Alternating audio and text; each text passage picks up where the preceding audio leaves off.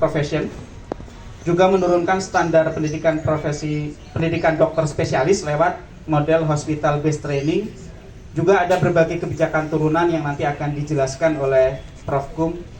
Mengapa kemudian penyusun amicus curiae ini memandang bahwa Undang-Undang Nomor 17 Tahun 2023 tentang kesehatan mengandung berbagai persoalan yang ujungnya mengarah pada industrialisasi, ya, menggeser misi kemanusiaan ke misi komersialisasi, dan itu semua berpotensi melanggar hak konstitusional rakyat warga negara untuk mendapatkan pelayanan kesehatan yang bermutu. Nah, nanti Prof. Kum sebagai Ketua KPKKI akan menjelaskan apa saja yang dimuat di dalam amicus curiae ini, ya, dan apa yang menjadi harapan dari penyusun amicus curiae ini terhadap Mahkamah Konstitusi dalam hal uji materi Undang-Undang Nomor 17 Tahun 2023 tentang kesehatan. Nah, selain Prof. Kum, hadir juga Pak Toto Widiantoro, dosen Fakultas Hukum UGM. Beliau nanti juga akan memberikan penekanan dari sisi aspek tata kelola, mengapa kemudian Undang-Undang 17 ini perlu untuk diperbaiki, termasuk menggunakan instrumen Mahkamah Konstitusi, misalnya dengan memberikan tafsir agar Undang-Undang 17 2023 ini sesuai dengan Undang-Undang Dasar 1945. Nah, rekan-rekan media yang kami hormati, Kementerian Kesehatan khususnya yang 37 rumah sakit vertikal tadi itu menyelenggarakan PPDS. PPDS itu program pendidikan dokter spesialis. Dan PPDS yang diselenggarakan oleh Kementerian Kesehatan itu istilahnya adalah program hospital based PPDS. Jadi program pendidikan dokter spesialis yang berbasis di rumah sakit. Nah, bahkan teman-teman di perguruan tinggi Fakultas Kedokteran itu tidak banyak lagi dilibatkan di dalam program dokter spesialis yang ada di dalam hospital base ini. Kita tidak mempersoalkan bahwa keterlibatan rumah sakit itu tetap penting, tetapi kalau kemudian prosesnya untuk pendidikan di antara para dokter spesialis ini tidak betul-betul mengutamakan keahlian, mengutamakan profesionalisme, nah kita menghadapi banyak persoalan. Karena yang di hospital based program PPDS ini ternyata seperti semacam training. Jadi dokter pokoknya residen diminta untuk mengamati, kemudian latihan. Beda dengan sistem yang selama ini dilakukan oleh Fakultas Kedokteran atau rumah sakit yang berbasis di perguruan tinggi, di mana betul-betul antara residen dan konsulen, dokter senior yang mengajarinya itu betul-betul ada proses mentoring, proses istilahnya pembelajaran secara langsung dengan supervisi dari konsulennya. Nah, ini yang tidak terjadi. Mungkin teman-teman dokter juga nanti bisa menjelaskan lebih lanjut, karena sekali lagi saya perlu menyampaikan disclaimer, saya bukan dokter tetapi pemerhati masalah-masalah kesehatan di Republik ini. Dan kemudian yang menjadi persoalan dan saya kira betul-betul membahayakan adalah program yang dibuat oleh Kementerian Kesehatan dengan dasar undang-undang dan ada peraturan pemerintah nomor 28 tahun 2024, itu adalah yang kita sebut dengan yang disebut di dalam peraturan pemerintah dan sering sekali disebut oleh Menteri Kesehatan Pak Budi Gunadi Sadikin dengan sebutan task shifting.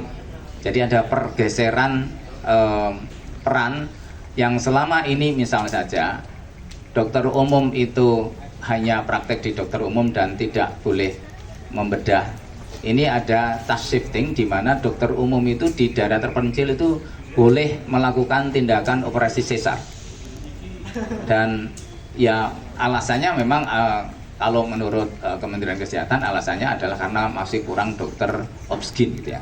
Tapi kalau kita melihat bahwa alasan itu menjadi patokan yang utama, kita perlu pertanyakan lalu kemana dokter obsgin yang selama ini kemudian juga belum betul-betul terbebani oleh tugas-tugas. Dan sekali lagi yang menjadi persoalan penting adalah bagaimana risikonya membedah ibu hamil yang kemudian memang sudah saatnya melahirkan.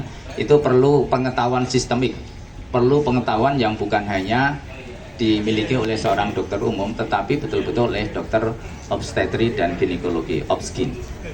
Karena misalnya saja mungkin kemudian ada mafia, nah itu ya perlu kita atasi. Sama seperti PPDS itu yang seperti tempo hari teman-teman saya kira juga membaca beritanya di Rumah Sakit Hasan Sadikin ada dokter anestesi yang melakukan tindakan kriminal pemerkosaan. Kemudian di Rumah Sakit Karyadi juga ada kasus bullying sampai ada dokter residen yang meninggal. Nah itu adalah kasus yang selalu disampaikan terus untuk mengatakan bahwa prodinya bahkan ditutup. Ini saya sering kali menyampaikan kepada teman-teman di berbagai macam kesempatan. Ini seperti kalau kita itu di lumbung itu ada tikus, kita mestinya kan cari tikusnya dan cari masalahnya, tapi tidak dengan membakar lumbungnya. Nah ini yang terjadi, yang dilakukan oleh Menteri Kesehatan itu adalah membakar lumbungnya. Padahal alasan awal dari perluasan PPDS yang hospital base tadi adalah macam daerah itu ngantri, dan itu adalah antrian pasien BPJS, dan mereka adalah mestinya yang perlu mendapatkan layanan, tetapi karena kita tahu mereka adalah orang miskin yang kemudian dijamin BPJS, dokter tidak mungkin melayaninya dengan betul-betul sepenuh hati seperti yang selama ini kita lakukan, karena mereka dikejar target untuk fokus pada pasien umum atau fokus pada pasien-pasien yang dapatkan asuransi dari perusahaan. Di Rumah Sakit Karya di tempo hari itu backlog dari antrian itu bahkan sampai 2.278 pasien dalam waktu setahun. Jadi mereka itu menunggu dan terus menunggu, tidak dapat antrian, padahal Anda bisa bayangkan mereka ini adalah pasien yang mungkin gagal ginjal, harus segera dapat penanganan, ada pasien kanker yang kemudian harus diambil tumornya, menunggu sampai 3 bulan, 5 bulan itu sudah, ya tentu saja pasiennya sudah wassalam gitu ya. Nah ini yang menjadi fenomena yang kita hadapi sekarang ini di rumah sakit vertikal di seluruh Indonesia, dan ini terjadi karena berbagai macam persoalan di dalam Undang-Undang Nomor 17 Tahun 2023, termasuk dalam peraturan turunannya PP Nomor 28 Tahun 2024. Seperti juga teman-teman lihat di dalam banyak klaim di media sosial oleh Menteri Kesehatan, katanya akan dimaksudkan untuk mengurangi. Tapi perlu dicatat, dokter asing yang datang ke Indonesia itu pasti mereka juga mengharapkan bayaran yang lebih tinggi, kadang-kadang lebih tinggi daripada dokter yang kita miliki di tanah air. Jadi untuk alasan menambah kebutuhan dokter, ternyata kemudian dokter asing dimasukkan, dan itu mendorong lagi komersialisasi layanan kesehatan di Indonesia, dan jelas ini adalah salah satu bentuk pelanggaran konstitusi dan tentu saja akan menurunkan pelayanan kesehatan yang bermutu yang memang mestinya merata untuk seluruh rakyat Indonesia. Nah, teman-teman nanti bisa membaca lebih detail amicus curiae-nya, dan perlu tidak saja Undang-Undang 17 misalnya 2023, juga kemudian misalnya Undang-Undang tentang Kehutanan, walaupun tidak ada undang-undang khusus tersendiri, tapi pasal-pasal yang diubah oleh Undang-Undang Cipta Kerja juga kemudian membawa konsekuensi terkait dengan persoalan aspek publik yang sekarang juga sedang diuji di Mahkamah Konstitusi. Nah, saya setuju narasinya memang ini merupakan bagian dari konsekuensi bagaimana Undang-Undang Cipta Kerja ini semangat politik hukumnya gitu ya, yang memang mengarah kepada persoalan komersialisasi dan industrialisasi itu, yang nyatanya kemudian akan membawa problem dan membahayakan pada persoalan-persoalan yang menyangkut hajat hidup pelayanan bagi publik. Saya kembalikan Mas, terima kasih.